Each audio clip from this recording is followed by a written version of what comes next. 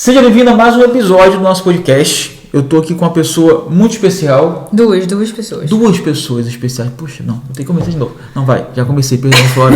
Olha só, eu tô com duas pessoas especiais, muito especiais, completamente especiais. Se apresente e apresente. Que isso, mas a gente tem que dar o tapinha. Que isso, nosso tapinha, nosso soquinho, na verdade, Nosso soquinho. Boa. Então, me chamo Paula, sou casada com um rapaz de bigode muito bonito. Que isso, obrigado. E estou à espera da Flora, que está na minha barriga. Boa, maravilhosa. 6 mesezinhos aí, ó. Já ela tá aí com a gente. Já. E é sobre esse tema que a gente quer falar com você.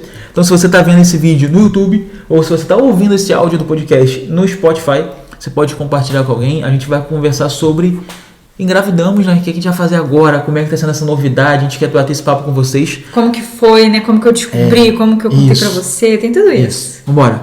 Começando lá do comecinho. Como é que foi pra você? Vamos lá.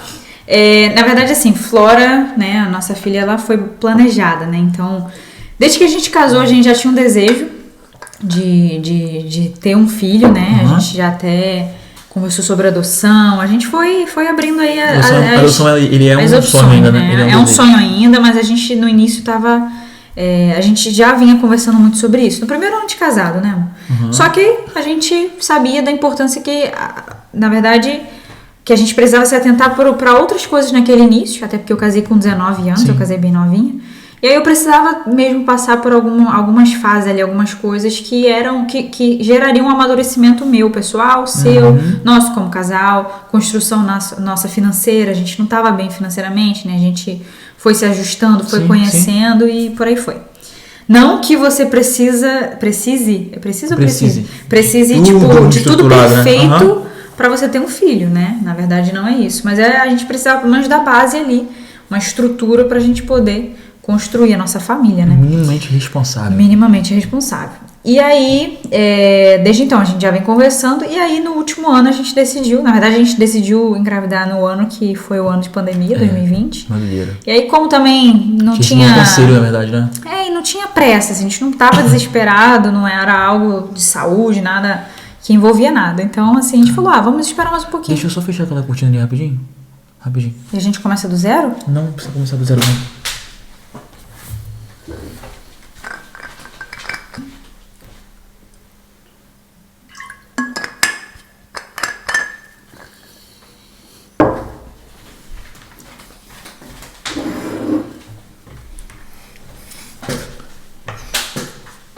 Vai. Então a gente preferiu, né, deixar para 2021. E aí a gente fez todo o processo, né, que a gente recebeu bastante conselho, né, de amigos que tiveram filhos, da gente fazer um plano de saúde por conta da nossa região e tal, né, da saúde daqui. E aí a gente fez o plano e, filho, quando abriu a porteira... É verdade. E também tem aquela parada já foi com o pé direito, a gente já engravidou no primeiro semana. Que você tinha, acho que na segunda semana, né? Foi na segunda semana. Porque você tinha ovário policístico, né? Sim, aí... Tinha essa parada de ter um pouco mais de dificuldade. Na verdade, normalmente quando a gente planeja, né, a mulher ela faz uns exames antes. E aí eu fiz os exames só pra ver se estava tudo bem, preventivo, né, coisas assim. E aí eu descobri, como eu já estava sem tomar o remédio, a gente ia engravidar no ano anterior, então eu já estava 1 ano sem tomar o remédio. A gente só estava usando camisinha, né, preservativo e tal. Mas aí eu tava já sem o remédio porque seria legal já pra limpar o organismo e por aí vai. Só que eu desenvolvi o ovário policístico, né? Nos 2 ovários. E a médica explicou, a médica é um amorzinho, né? Sou apaixonada por ela. Verdade. Ela foi e falou assim, Paula, isso não é que não é que você não vai engravidar, mas isso se torna um pouco mais difícil. A gente descobriu o tempo de ovulação, e isso e aquilo. Então, assim, é aquele tiro certeiro. E se não for um tiro certeiro, a gente vai fazer um tratamento que é simples, é tudo tranquilo. E aí eu descobri que, na verdade, tem, assim, uma porcentagem alta de mulheres que, na verdade, a gente não sabia. Verdade. Então, assim, muitas mulheres têm ovário policístico, né? Desenvolvem isso, vai e volta, é uma coisa que acontece. E aí eu fui... e aí não fiz tratamento, ela falou pra tentar, né, e fazer o teste primeiro. A gente fez o teste, graças a Deus engravidamos. Maneiraço. E aí na hora quando eu descobri, né, se você quiser falar um pouquinho como é que foi pra você esse processo. O processo Não, a única coisa que eu busquei foi não ficar ansioso, né? Um sonho nosso. No processo até engravidar, no caso. Até engravidar, até descobrir que você estava grávida, eu busquei não ficar ansioso porque, como era um sonho, muito sonho, eu falei, pô, brother, se eu ficar ansioso. Mas você ficou pensando um monte de coisa, tipo assim, mas será que eu posso engravidar? Será que pensei, tipo assim, todo mundo pensa nisso. Tipo assim, cara, será que eu, pô, sei lá, a gente é estéril, uma parada, tu vê, é meio que viagem, né? Viagem. Mas enfim. Ficava pensando, né? Isso aí a gente pensa, mas passou e aí chegou a hora de você me dar a notícia. Foi isso mesmo. E aí, como a gente já estava tentando, né? Eu tinha comprado alguns testes de farmácia, deixei na bolsa. E aí fiz um, assim, logo na primeira semana, achando que já tinha acontecido alguma coisa, só que na verdade tem um tempo, né? A fecundação, ela tem um tempo ali para acontecer. E aí eu já desesperadamente já queria fazer o teste. Não senti nada, mas queria fazer. Aí fiz o teste de negativo. Aí esse primeiro negativo me deu um baque, assim, eu achando que eu já ia... Eu não tava ansiosa, mas você espera que já apareçam os 2 tracinhos, né, de positivo, não um tracinho só. E aí eu falei assim, cara, eu não tenho que ficar fazendo um monte de teste. Se eu não sentir nada, eu não tenho que ficar fazendo, né? Eu tenho que descansar. E aí eu descansei.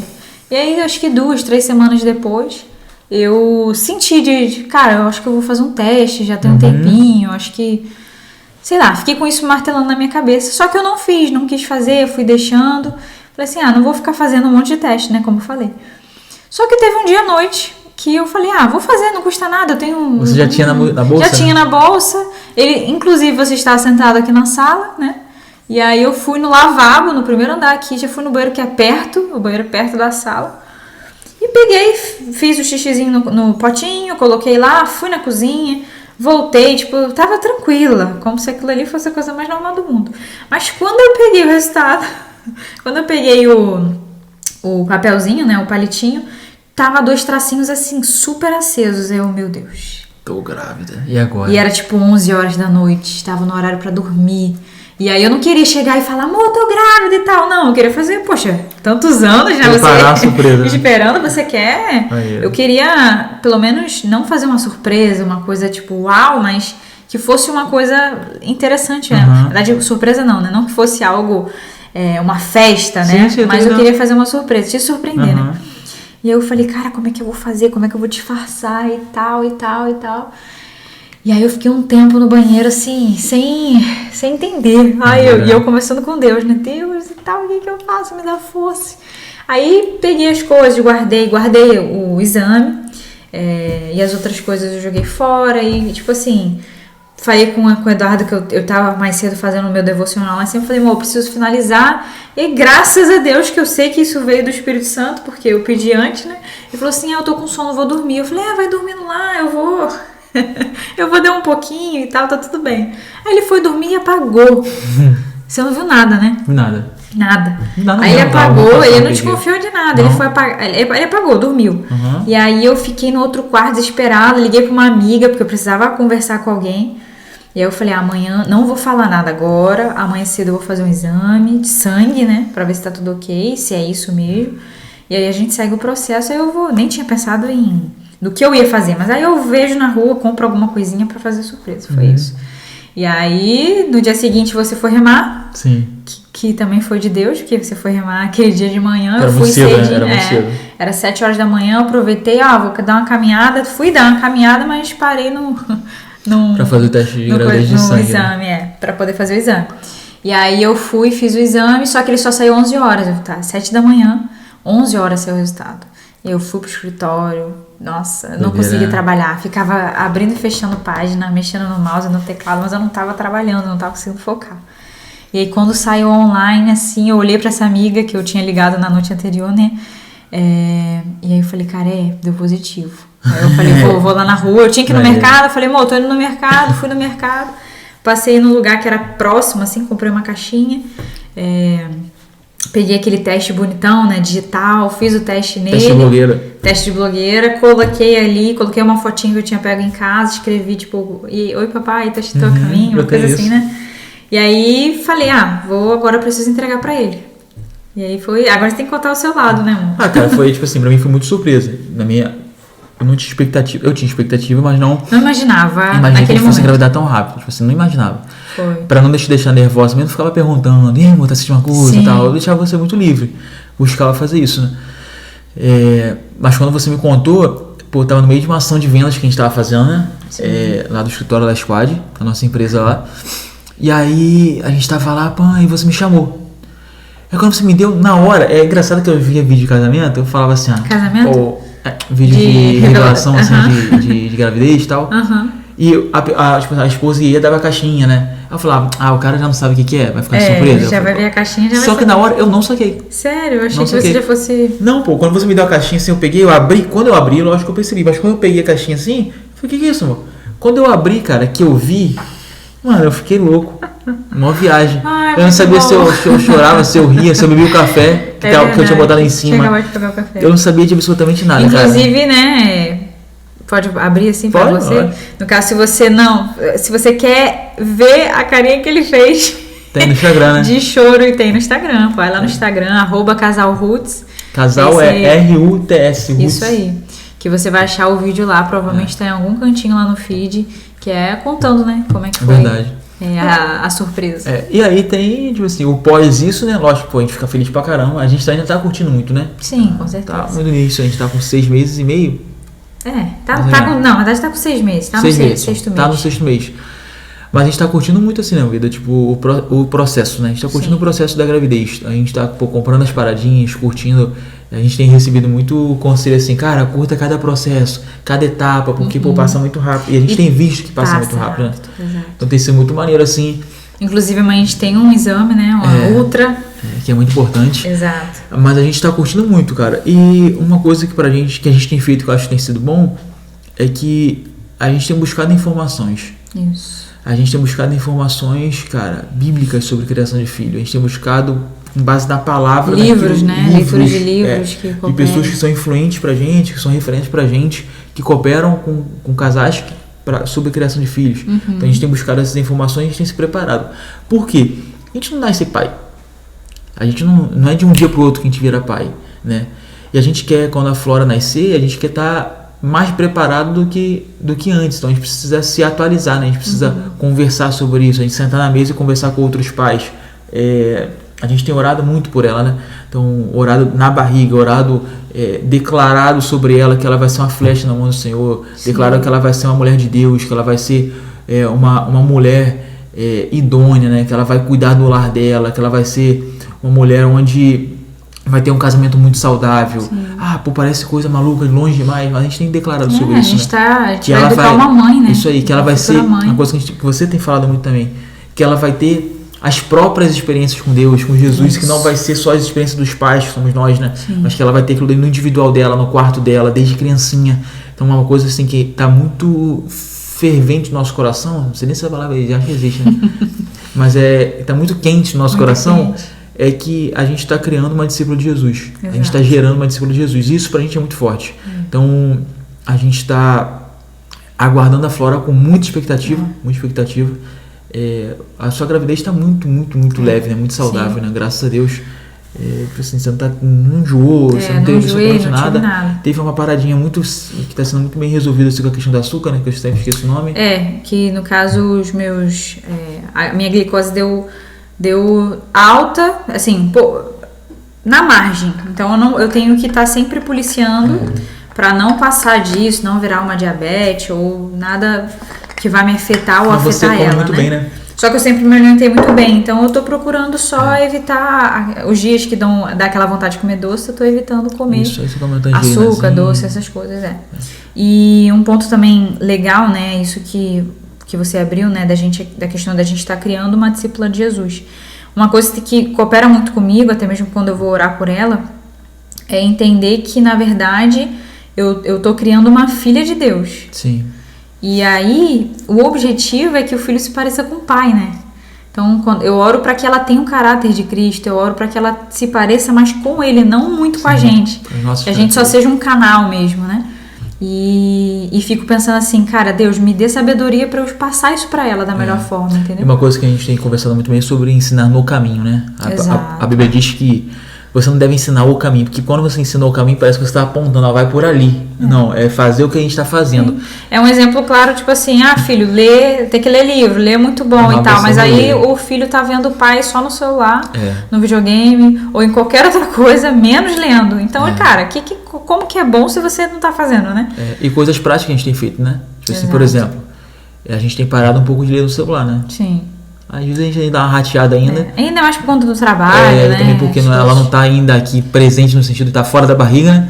Mas a gente é uma parada que a gente tem, cara. A gente vai ler livro, a gente vai ler a Bíblia, a gente vai pegar a Bíblia pra ler, o livro da Bíblia pra ler. E a gente criou novos hábitos, né? Também, e criamos vários novos hábitos. Vários novos hábitos. Coisas já assim, preparando pra ela. Coisas assim que a gente via, que a gente queria melhorar, que a gente queria passar pra nossa filha, que a gente não queria que ela fosse como a gente foi criado, talvez por falta de informação dos nossos pais também, mas que a gente queria mudar na nossa criação com a Flora. Então a gente passou a ler muito mais, a gente passou, por exemplo, tem uma parada que eu tô fazendo hoje que pode parecer mó viagem, mas pra mim é importante. Mas apesar de eu ter crescido na praia, eu tinha alguns traumas demais, né, amor? Eu não sou um cara que eu nado muito bem, enfim. É verdade, esse ponto é importante falar. Então, por exemplo, a gente sempre quis criar a Flora, a nossa filha, né, com o mesmo estilo de vida, o lifestyle que a gente tem. Então, a gente não queria criar ela cheia de medo e tal. Eu fui criado um pouco assim em alguns momentos. Com medo do mar, né? Medo no mar, especificamente. Então, o que eu fiz? Eu falei, cara, eu vou aprender a surfar. Parada que eu não fazia. De forma prática. De forma prática. Pedi ajuda a alguns amigos, tenho ido. Paulo me dá uma prancha de presente de aniversário. Eu sou a maior incentivadora desse surfista. Isso é verdade. Esse projeto de surfista. Mas eu tenho ido, cara, rompido vários medos. Já entrei em mar grandinho e tal, com a ajuda de alguns amigos. Então, tenho enfrentado isso, buscando melhorar minha leitura, buscando melhorar meu tempo de oração. Eu quero que de fato a Flora ela veja em nós um casal, pai e mãe apaixonado por Jesus. Exato. Isso é o maior legado que a gente pode deixar para ela. Cara, meus pais, eles eram apaixonados por Jesus, são minha referência. Hoje eu ouvi de um menino e eu falei para ele assim, cara,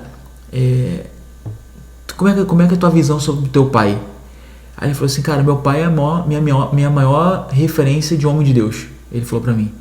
E é isso aí que eu quero ser. Eu quero ser pra Flora, eu quero que nós sejamos pra Flora a maior referência de um casal de Deus. De uma mãe que, cara, que é sábia, que edifica a casa. De um pai que é referência de um homem, que tem postura de homem, entendeu? Então é isso que a gente quer fazer em nome de Jesus.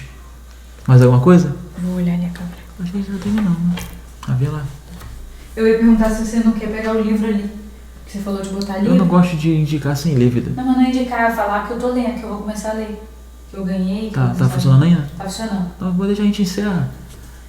Mas, a gente pode citar algumas pessoas que a gente tem buscado informação. Tá. Mas isso é muito bom. Tá.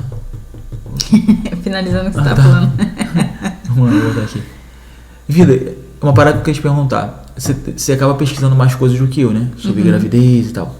Eu acho que um ponto mais importante de falar, que eu já ia esquecendo, é que por um momento no início você se deixou levar um pouco por influenciador. Você ia falar sobre isso? Na verdade eu ia falar, tipo assim, dar uma dica, né, que para as mamães, futuras mamães, ou se você, né, tá próximo de alguém aí que vá passar por esse processo ou esteja passando, que assim, logo no começo, assim que eu descobri a gravidez, eu já queria ver a questão do parto, porque pra mim, assim, é um sonho meu ter um parto normal. E aí eu comecei a seguir algumas meninas e comecei a ver muita informação. Sim.